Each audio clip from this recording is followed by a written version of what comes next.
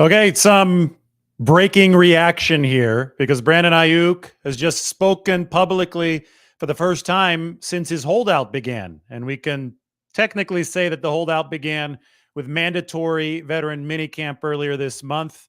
Aiyuk was not there.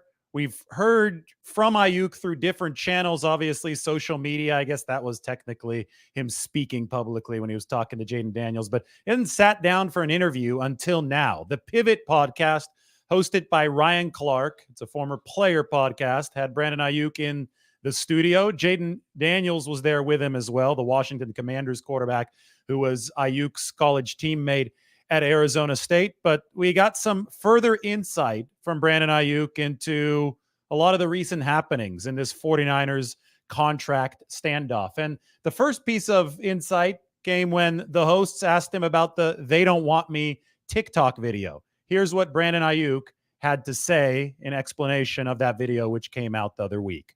Every day. So just like we talked earlier, we're starting to get our own footage. We're getting our own footage, recording everything. Just enjoying the process. Just have my lady record the stuff, record everything that's going on so that I can look back on it, because it's exciting times. It's stressful, but it's exciting. And I want to have these memories. And that was just a moment that she caught that got off the phone with the Niners. They told me what they told me. I passed the information on to him. You said they told you what they told you. There's no way the Niners said, Brandon Aiyuk, first-round pick, all-pro wide receiver, we don't want you back. What was it exactly that they told you that prompted that conversation with JD? They told me that they didn't think that we were on the same page and that they didn't believe that we were going to. And that was about it at that time. But it's part of it. It's part of the contract negotiations, trying to sway stuff in either direction. So whether that's 100% true or not, I guess that's still to find out. The talks are, though, that they do want you. Are they far off from what you expect what you consider your value to be? Throughout this process, there was times where we were super close, or I felt like I was telling people, like, tell my agent, let me get my suit ready. I'm ready. I'm gonna get it back to the Bay. I gotta get right to sign this contract. There's days and times, like in the past month or so, where you could say, yeah, we're pretty far apart. So how much influence from the other guys, how much influence do their signings have on your market? I think a lot. But with that, I felt like when the season was over, I was trying to, I was back and forth with them every day. Like, my agent called me an hour. We're on the phone for an hour and a half, hour 45 minutes, 2 hours, hang up the phone. He calls them, he calls me back in an hour. We're trying to bang this thing out. And I wasn't worried about any other guy. I was just trying to get what I felt was appropriate for me at that time. That was the rush. That was early on in the off season. We couldn't come to an agreement at that time. And then on top of that, other guys decided to come, or not decided to come. They got paid. Their teams rewarded them. The market changed what the market is. So we weren't able to get a deal done at that time where other guys wouldn't affect the market, and I could just do what I wanted to do. But even at that time, they still didn't agree with where I was at. So we really haven't agreed this whole entire time. And for the last month, we haven't said much at all. So.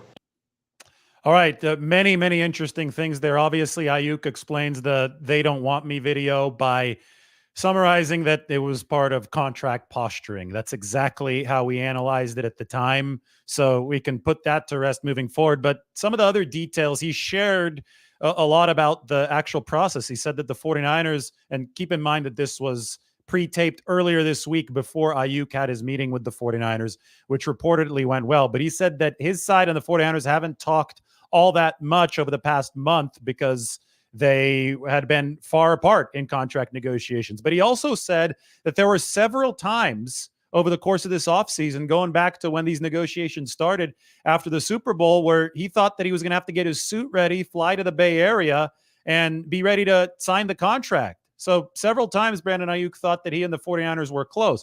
The other piece of information that he shared there was also exactly in line with how we had read this situation from the outside. And he said that the wide receiver market has shifted over time.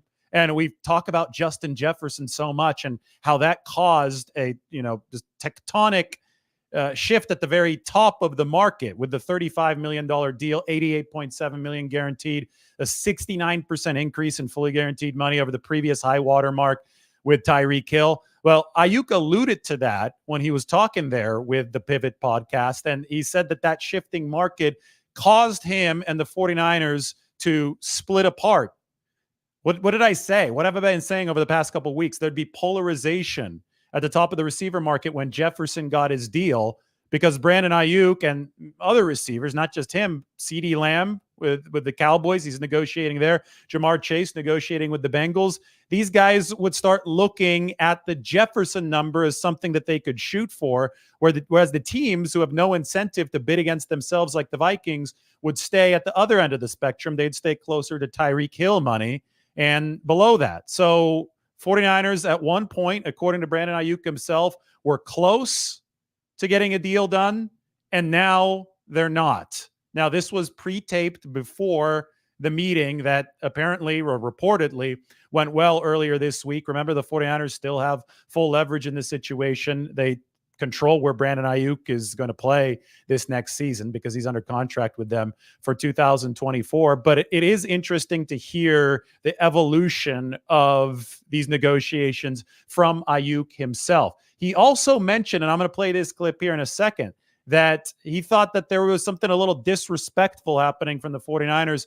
Remember that Mike Silver reported that the 49ers had offered Aiyuk, I think, 27 million a year, somewhere in that range on the APY. Well, it seems that Brandon Aiyuk assumes that was leaked from the 49ers themselves. And he was actually asked about it because some of these numbers have been made public, and you will hear exactly what he thought about that in this answer. Is being professional about it as well. How does it feel to know, okay, I'm handling it this way, but now they've gone to the media and put those numbers out?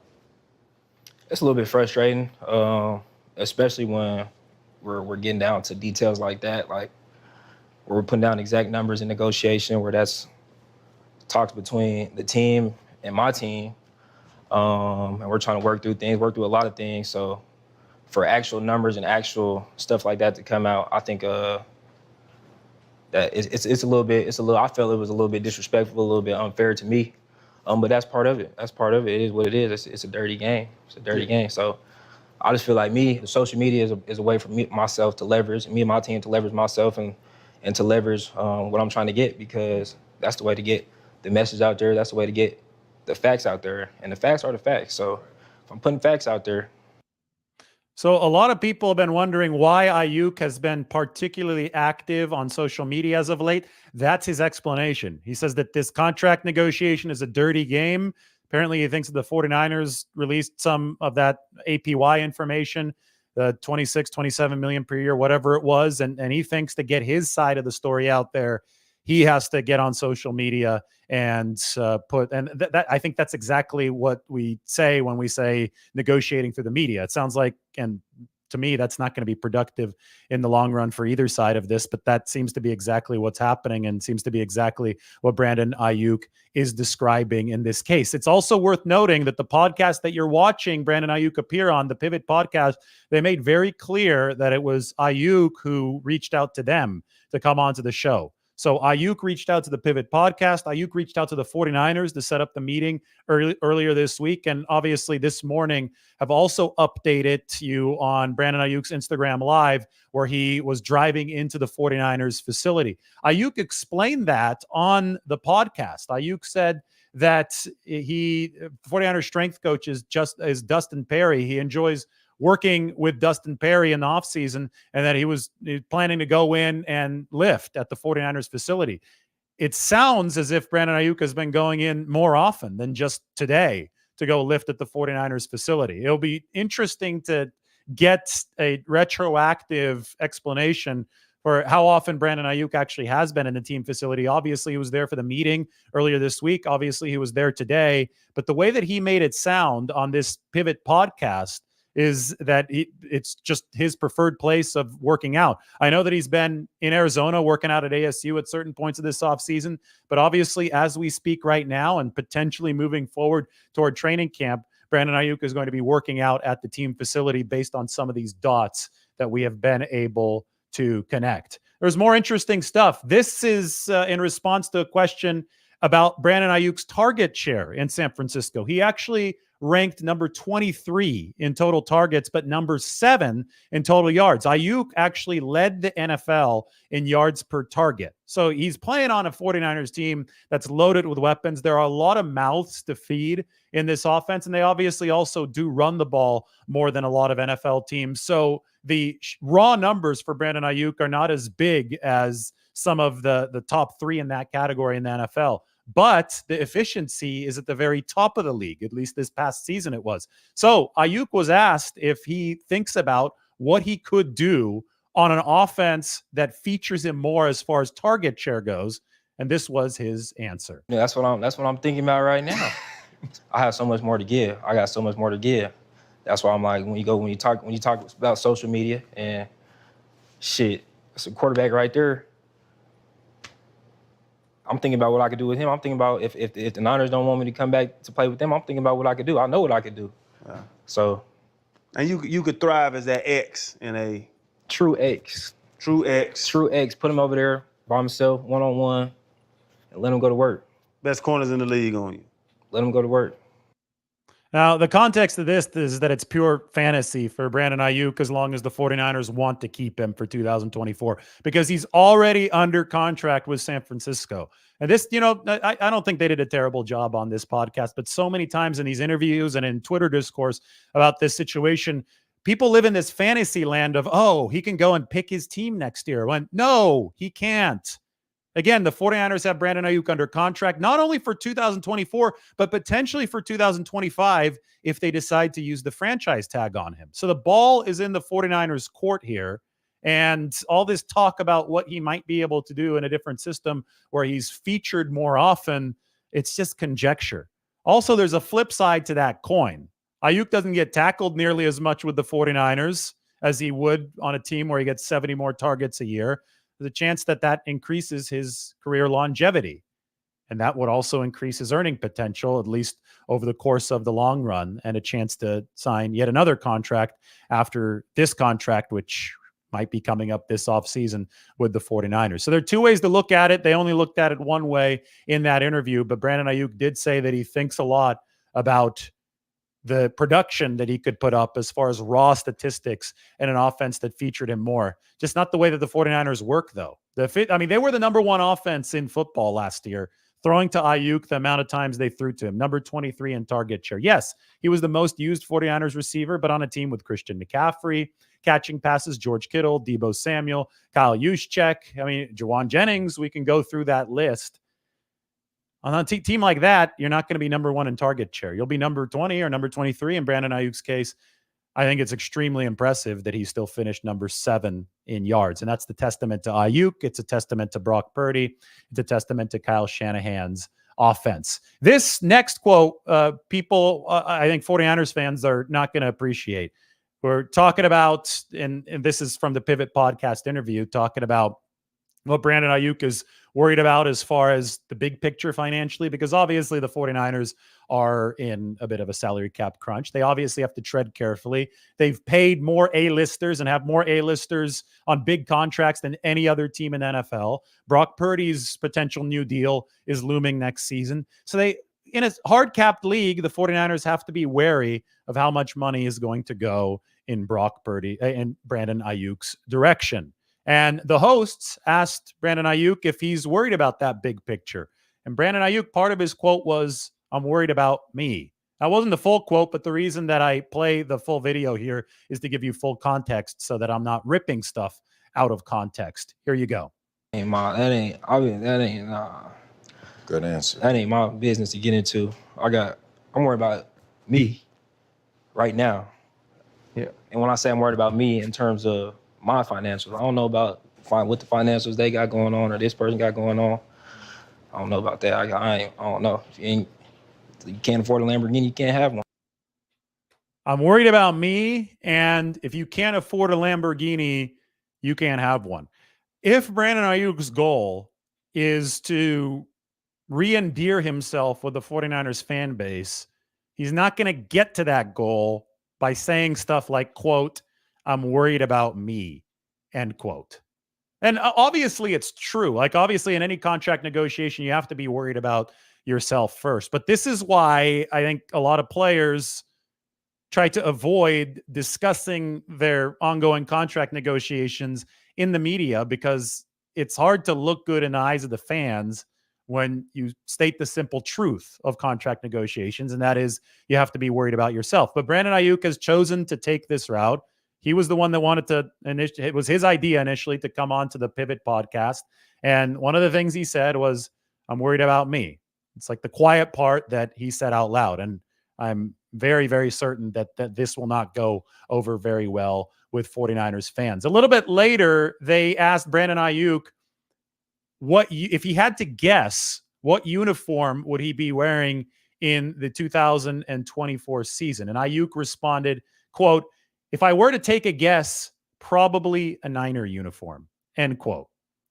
Again, he's under contract with the 49ers. And if the 49ers don't want to trade him, which they don't, then he's going to have to be in a 49ers uniform, or he'll have to sit out the entire season, which would not be good for Brandon Aiyuk. I think he stands more to lose than the 49ers stand to lose in that kind of holdout scenario. So Brandon Aiyuk made no indication that he plans to play this completely in nuclear fashion and hold out if there's not a contract offer that he likes. It sounds like he would report to the 49ers and play at some point, although he did not say that explicitly. But his quote here, if I were to take a guess, probably a Niner uniform. And that is simply recognition that the 49ers hold the cards in this situation. So Brandon Aiyuk speaks publicly for the first time since his holdout began, and that was veteran minicamp in early June, and that was on the Pivot podcast. I'm open to some questions now. I'm going to wade into the comment section. Please do not make me regret it, and then we could discuss a little bit more of this as the story continues to develop. It is a beautiful summer Friday afternoon, and it seems that the 49ers have, and at least Brandon Aiyuk, have decided to keep us busy throughout the entire offseason.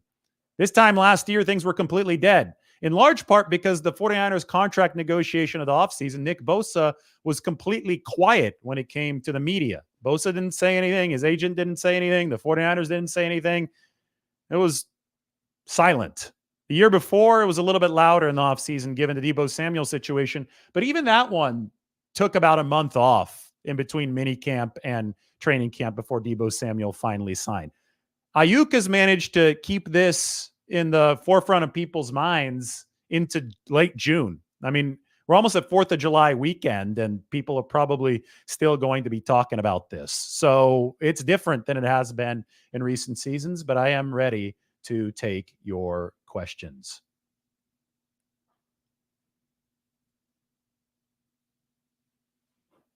Mike's question to lead things off, is this better or worse than I expected from Aiyuk's perspective?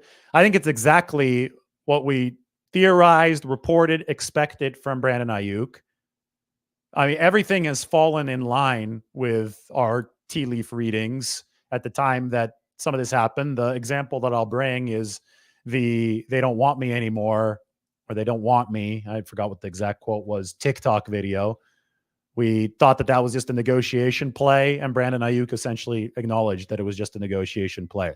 Brandon Aiyuk acknowledged that he's likely going to be in a 49ers uniform next year because of the fact that the 49ers own contractual control over his rights in the 2024 season.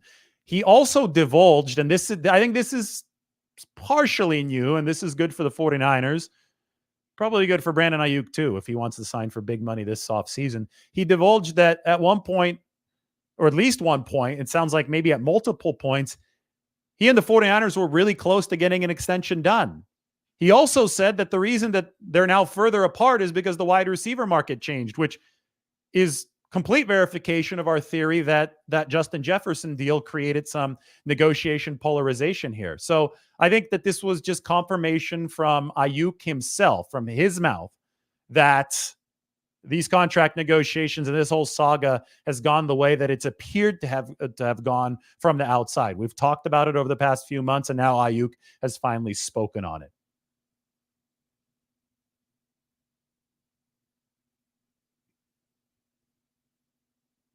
Pat McAfee had Florio on, and Florio believes what I have been saying, according to this commenter, that Aiyuk will be playing for the 49ers. I mean, it's that part I think is only obvious. The question is he going to play for 14 million in San Francisco, or is he going to play for a new contract at a lower cap hit but more money? Can they find a way to bridge the gap? Will Aiyuk budge? Because obviously Aiyuk is at too high of a number right now for the 49ers. And I don't see a lot of reason for the 49ers to budge because they already have him under contract and they have that franchise tag at their disposal for 2025. San Francisco actually can't afford to budge if they want to keep this roster together into 2025, 26, and beyond. Brock Purdy's set to make a lot of money. You've got to think about the whole team. I know that Brandon Aiyuk's quote today was, "I'm worried about me." Well, guess what? The 49ers are worried about us. The 49ers are worried about everybody, about Brock Purdy and keeping the whole team together. There are conflicting interests here, and that's the case in any contract negotiation. Not trying to single Brandon Aiyuk out as a bad guy, but he's worried about himself. The 49ers are worried about their team. They're going to have to find a way to bridge the gap if he's going to get a contract this offseason. And the 49ers aren't going to stray too far into Brandon Aiyuk's territory if they already have him under contract. That's what leverage is called for San Francisco. Those of you who are here right now, will open up this, what Brandon Aiyuk's contract might look like, because I think that, Mike just asked the question and I answered it. I think that everything that we heard today from Brandon Aiyuk simply reinforces what we've reported this offseason. And I'm sharing the screen right now. This is from April 3rd. So it's coming up on 3 months, what Brandon Aiyuk's potential new contract with the 49ers might look like. And this is up on The Athletic. I'll send this to Mike so he could share the link again, because this thing has proven to be evergreen, my projection for Brandon Aiyuk's contract. This was before all the craziness of the Justin Jefferson deal and a lot of the other receivers signed, but I think it still generally reflects what we're looking at from a dollars and cents perspective of the negotiation. The 49ers can actually lower Brandon Aiyuk's cap hit this offseason from 14 million to about 8 million with a very lucrative extension. If it's bigger than this one, this one's 25.7 million per year, so it might be bigger. But I gave Brandon Aiyuk a lot of fully guaranteed money. I gave him 52 million of fully guaranteed money to match Tyreek Hill, or roughly match Tyreek Hill. So if his contract is bigger or around this size, the 49ers can actually lower the cap hit in the near term, push a lot of the money into the future, do so through a double bonus structure, both bonuses being guaranteed, because money that you're willing to pay out as a bonus in the NFL can actually, and is actually, prorated against the salary cap for up to 5 years. So say that you give somebody a $30 million signing bonus, 30 divided by 5 is 6 million, only 6 million per year hits the salary cap. This is what the 49ers contract offer very likely looks like as far as structure goes to Brandon Aiyuk. Now, whether or not he accepts that contract offer, or when he accepts the contract offer, or where the 49ers meet him before training camp or before the regular season, remains to be seen. But this is what we're dealing with from a spreadsheet, dollars and cents perspective.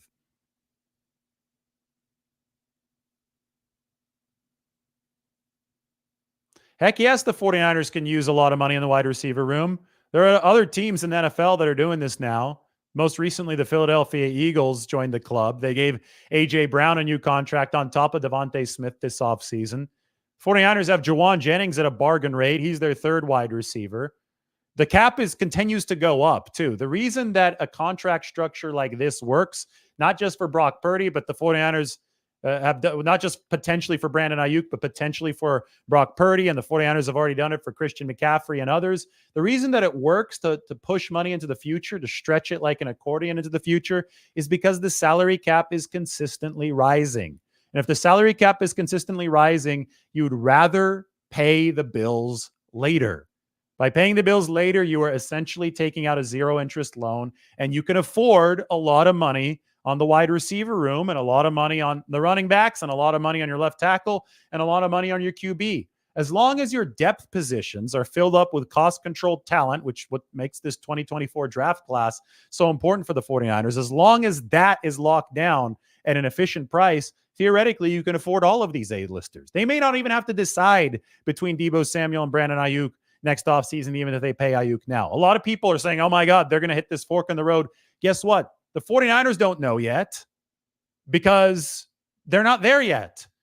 They want to collect all the information possible. They want to see how Aiyuk plays this year. They want to see how Deebo Samuel plays this year. They want to see how Ricky Pearsall plays this year. And then they're going to decide entering 2025 how they're going to proceed. If Brandon Aiyuk is already under a long-term contract, obviously he'll stay with the team for 2025. Deebo Samuel will be entering a lame duck season, but maybe they'll want to extend him. Who knows? Watch to see what actually happens in 2024 before assuming that the 49ers are going to take a certain path. This team's been all about option power. Drafting Ricky Pearsall gives them more options in the receiver room. There's nothing wrong with stacking the roster for a chance to win the Super Bowl in this 2024 season.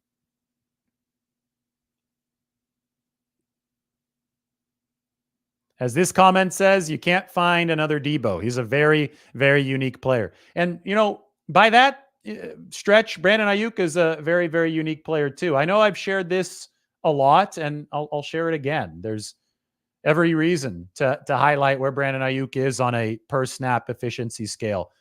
Further to the right, that's PFF separation grade. Further up, that's the catch point and yak grade. He's an outlier over here at the very top. The efficiency and the per snap ability to deliver has been excellent for Brandon Aiyuk. And people always wonder, well, what is he looking for monetarily?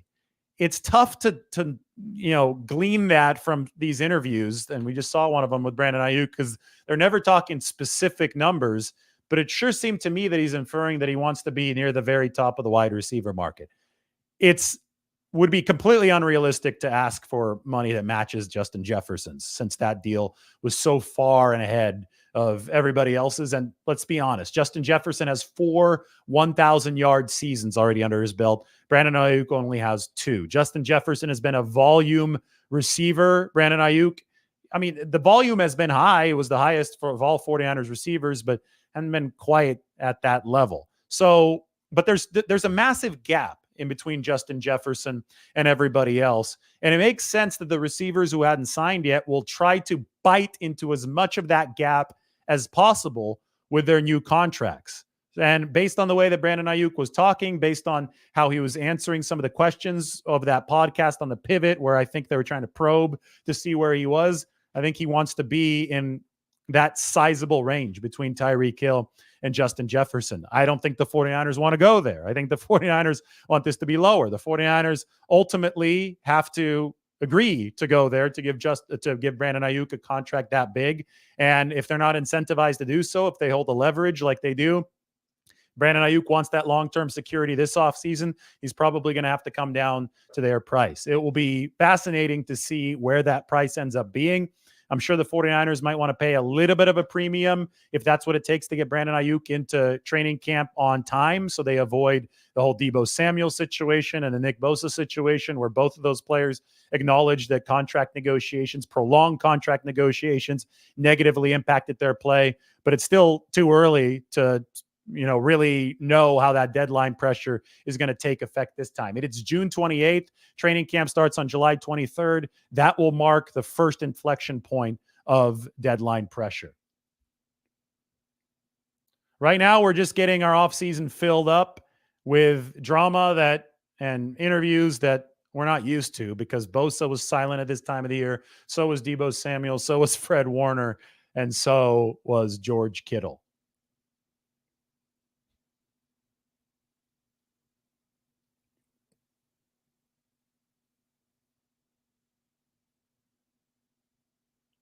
I'm still waiting for a few more questions.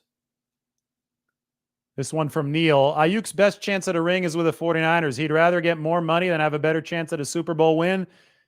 I don't necessarily think so. I think that Aiyuk wants to have his cake and eat it too.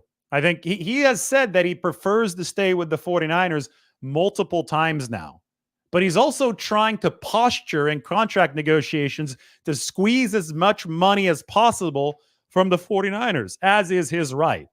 He's not making any friends in the fan base when he says stuff like, I'm worried about me. But we go back to that comment. I think that, here it is.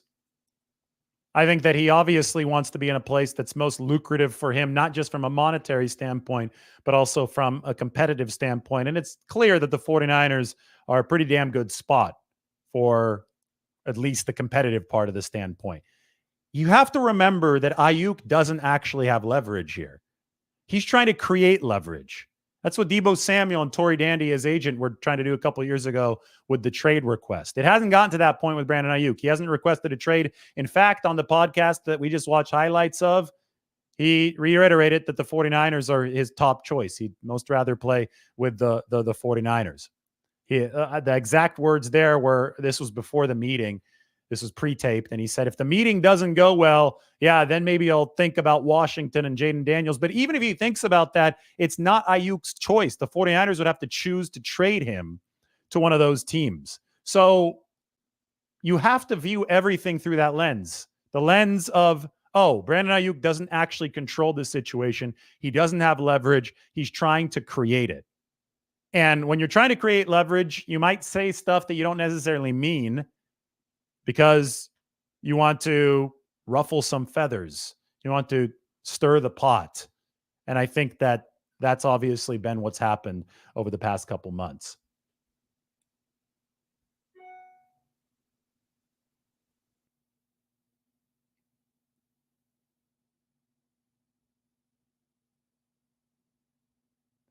Being Butterfly says the Ryan Clark podcast interview changed my thoughts on the Brandon Aiyuk contract situation. Seriously, I'm over it. That was my guess, and that's why I said what I did about especially that one line where Brandon Aiyuk said that he's worried about me. I didn't think that would go over very well with a lot of the fan base. You can let your thoughts be known in the comment section. That's just my speculation. But Brandon Aiyuk insisted during this interview that he's had to take this to social media to get his side of the story out. I'm not sure if that's the best strategy, but that is the strategy that he's taken. He feels that the 49ers went to the media with some of the numbers that were leaked earlier this offseason. So take it for what it's worth. But that's what Brandon Aiyuk said. I'm just here to report on it and to analyze what's been going on. Only 25 more days before training camp. That is correct.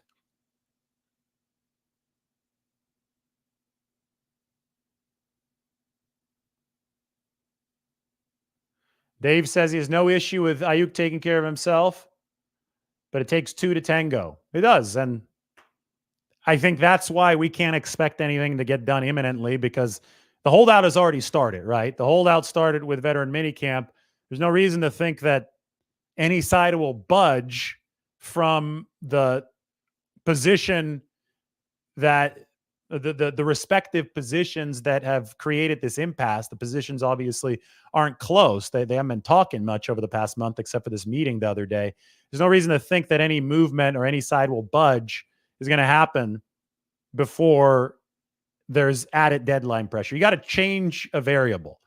Things have been at a stalemate, and the variables surrounding the stalemate have been consistent now for a while. The next variable that could change is the start of training camp, and that still is those 25 days away. I think it's definitely the 49ers' goal to keep the band together, as this comment suggests.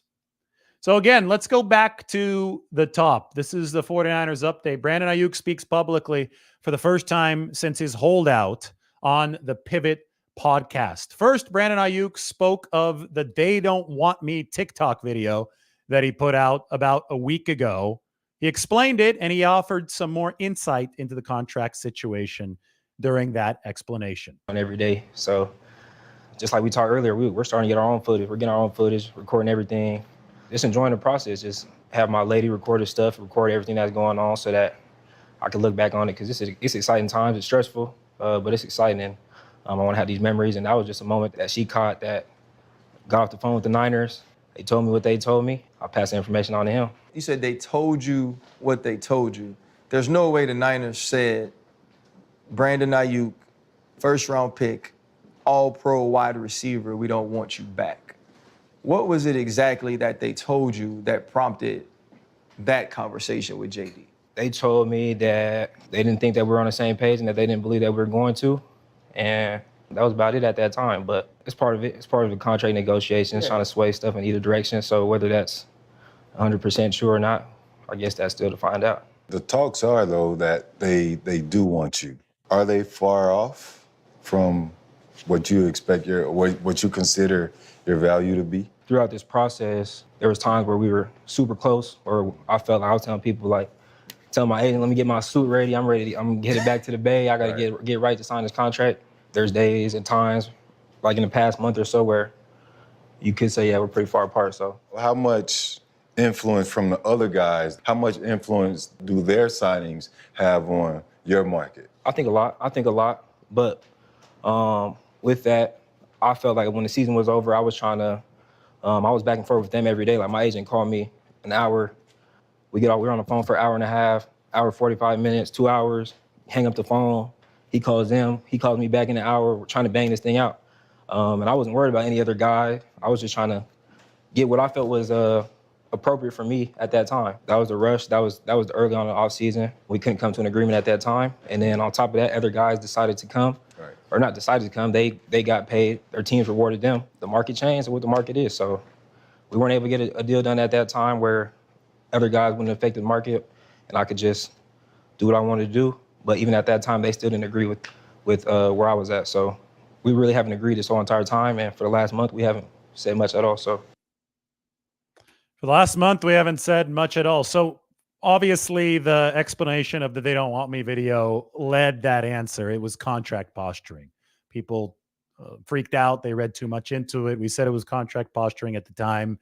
Brandon Aiyuk had acknowledged as much, but he divulged more about the entire process throughout that longer answer. And most interesting to me was that he said that they were very close to hammering out a deal on multiple occasions. And then he also acknowledged something else that we had speculated about, theorized about, that the receiver market at the top with Justin, I think it was Justin Jefferson. He didn't mention Justin Jefferson specifically, but I think you could put two and two together. There's been a shift, at least in Aiyuk's perception of the receiver market, and that probably led to the distancing of the 49ers and Aiyuk away from some common ground. They didn't talk much over the course of the past month. So we'll see if they come back together. I would expect that they would, because the 49ers don't want to trade Aiyuk. And even Aiyuk later said that he's probably going to be in an outline or uniform next year when he was asked about it. He was also asked about the 49ers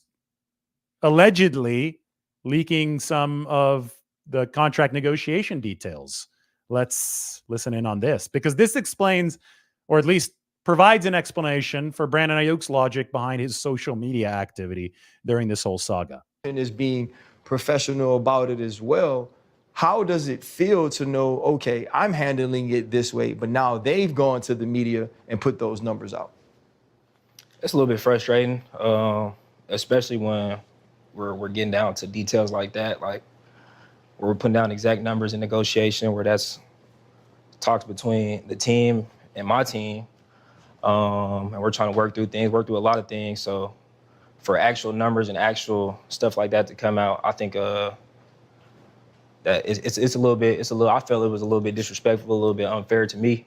But that's part of it. It is what it is. It's a dirty game.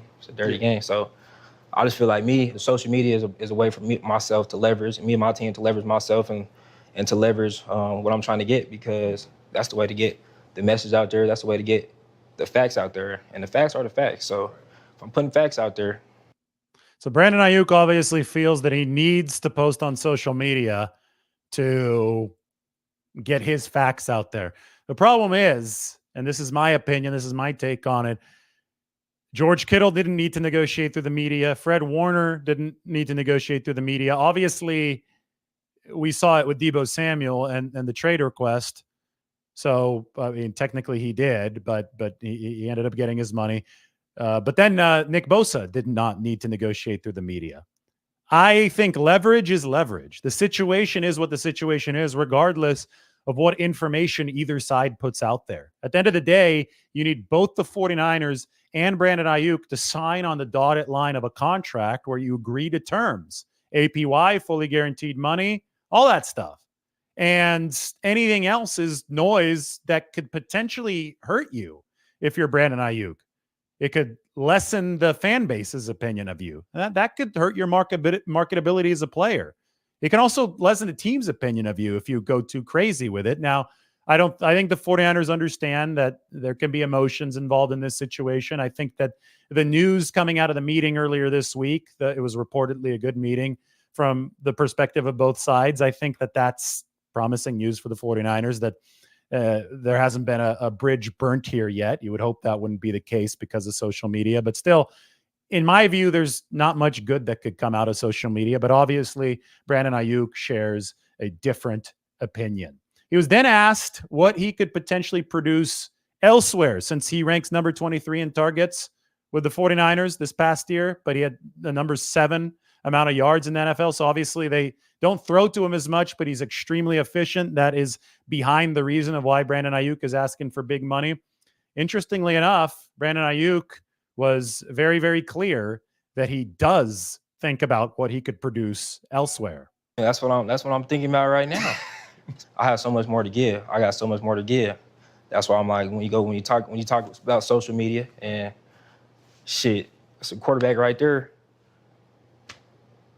I'm thinking about what I could do with him. I'm thinking about if the Niners don't want me to come back to play with them, I'm thinking about what I could do. I know what I could do. So, And you could thrive as that X in a true X. true X. True X. Put him over there by himself, one-on-one, and let him go to work. Best corners in the league on you. Let him go to work. Jaden Daniels was in the building with Brandon Aiyuk, his really good friend from back in the day at Arizona State, now the QB for the Washington Commanders. He was there, so that's the quarterback that he was referring to. But even Aiyuk said there, if the 49ers don't want me back, and we know the 49ers want him back, and he's under contract with the 49ers, so it's all conjecture. Reality is that Aiyuk is under contract with a team that uses him the way the 49ers do. And, he also mentioned that he's an extended tackle with the 49ers. He was talking confidently about his blocking abilities. And I think Brandon Aiyuk takes pride in those blocking abilities. That makes him different than a lot of other really good receivers in this league. And the extended tackle thing isn't too much of a stretch. I mean, there was such a good block on the 65-yard touchdown run from Christian McCaffrey against Pittsburgh to start this season, where first you saw Brandon Aiyuk chip a defensive end, help out with the defensive end on the near side of the field, and then you saw him sprint up field about 15 yards. He covered that in just a couple seconds, and he just completely flattened Damontae Kazee, the safety of the Pittsburgh Steelers. 2 guys taken out on one play, including one with a pancake block. Not many receivers that can do that. The effort that Brandon Aiyuk showed. I mean, everything about that play that sprung Christian McCaffrey's 65-yard touchdown run early in the second half of the season opener, everything that you saw on that play embodied what Brandon Aiyuk has developed into with the 49ers, and that is an all-out receiver, all-around receiver that goes all out. Let's put it that way. All-around, all-out wide receiver for the 49ers, who is the embodiment of what they want at the position. So there's every reason for them to want to keep him at the $14.1 million price tag. He also led the NFL in yards per target. There's every reason to want to keep him, given how efficient he was as a wideout. And if that's how Brandon Aiyuk's going to play, and he's proven to be durable as well, and missed more than one game since his rookie season in 2020, well, then they want to keep him for the long term. They obviously just need to find that pay scale that's going to work, that is going to acknowledge the fact that the 49ers have the leverage here, because there is no reason for them to overpay, especially with all the other bills coming due. Finally, this is the Aiyuk clip that I think fans won't like as much. He's asked about the 49ers' bigger picture financial situation. Part of his answer is already up on the screen. Let's listen to the rest of it for full context. Good answer. That ain't my business to get into. I'm worried about me right now. Yeah. And when I say I'm worried about me in terms of my financials, I don't know about what the financials they got going on or this person got going on. I don't know about that. I don't know. If you can't afford a Lamborghini, you can't have one. Brandon Aiyuk says that he's worried about me. And if you're trying to win friends in the fan base through a social media tour or a media tour, it's probably not what you want to say. But I mean, it also is the quiet part out loud. And I mentioned that a little bit earlier. Contract negotiations, you do have to worry about yourself. I just think that you could come out of these things looking better as a player when you don't take it to the media, because you don't have to say the quiet part out loud. And in an interview like this, Brandon Aiyuk, I mean, he's being honest, he's being truthful. He had to say that, and it just doesn't usually go over very well with fans. He was asked a little bit later if he had to take a guess which uniform he would wear next season, and Brandon Aiyuk said, quote, "If I were to take a guess, probably a Niner uniform." So credit there to the Pivot podcast, Ryan Clark, the main man on it. They got Brandon Aiyuk on at Brandon Aiyuk's request. He also requested that meeting with the 49ers. Also earlier today, we saw Brandon Aiyuk pulling into the 49ers team facility. It sounds like that was just to lift some weights, to be there. Because he was shouted out to Dustin Perry, the head strength coach, in this interview, and said that he wants to work with him throughout the summer. And Aiyuk obviously flew to the Bay Area for the meeting a little bit earlier this week, and it sounds like he's sticking around at least for today. We know he was in the building today, but maybe longer. And then we'll see if the holdout continues into training camp, or if a contract is reached before then, or if Aiyuk decides to show up and start practicing even while he's negotiating. That's also an option here. Doesn't necessarily have to hold out even if he's negotiating for a new contract, because let's be honest, the 49ers do hold all the cards. So I guess a holdout can make the 49ers a little bit uncomfortable, because Brandon Aiyuk is not getting the reps with Brock Purdy, and that could theoretically make him worse during the regular season. But that's one reason why Ricky Pearsall's leverage for the 49ers, because if Aiyuk is not around and he hasn't signed his contract, it's going to be a contract year where he wants to maximize his performance, but Ricky Pearsall is going to be getting more reps for the 49ers with Brock Purdy in training camp. And that could potentially hurt Brandon Aiyuk down the road. So I think everything is still on the table, including Brandon Aiyuk actually showing up for training camp and holding in, right? Staying in that meeting room, making sure that at least he gets some mental reps with the 49ers. It'd be best for both sides to find a resolution to this sooner rather than later. But the 49ers have said, and I think they're serious about this, that they would be okay with Brandon Aiyuk playing on the 5th-year option if he does not come and meet them at their price before then. Should I answer one more question? We're 47 minutes. Maybe we get this to 49 minutes. Trying to see if we can get it up to 800 in the room, to be honest, where it's 774. It's not trending in the right direction. We are at 796. I think we were 4 away. Didn't quite get up to 800. Would have been satisfying to see that live count hit up 800. You could tell all your friends and text them this right now. They got a minute and 30 seconds to get onto the show. I'll spend some of that time answering some questions. But if we can't get there by 49 minutes, then I think it's time to hang him up. I think we did well enough for ourselves here on this Friday afternoon. I don't think there's as much of a locker room impact, to be honest. It's happened every year. Last year, Nick Bosa was gone throughout the course of training camp, didn't sign until right before the season started. This is a business. Players understand that. They support each other, getting as good of a contract as possible. The locker room impact could be a little bit more of a concern if this lasts deep into the regular season. Does this interview hurt his overall contract talks with the 49ers? I don't think so. I don't think there was anything too inflammatory in it. Yes, we already knew that it was personal, that there were some hard feelings. That wasn't news. At the end of the day, the contract will be determined by actual business leverage and not what people say on social media. Just interesting and validating to hear all of our theories confirmed by Brandon Aiyuk actually speaking on the Pivot podcast.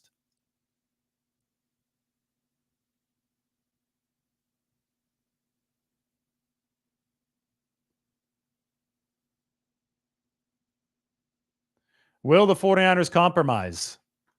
I think their offer is their offer. They might sweeten the pot a little bit if they sense that they're very close and that's what it takes. But I don't think they have to overextend themselves because, again, the ball is in their court. All right. That's been a full 49 minutes of good stuff. Thanks for watching. Hit that like button. Hit the subscribe button. I think I covered this more thoroughly than any other source. So would appreciate if you came back. We will see you all very soon. Have a good Friday afternoon.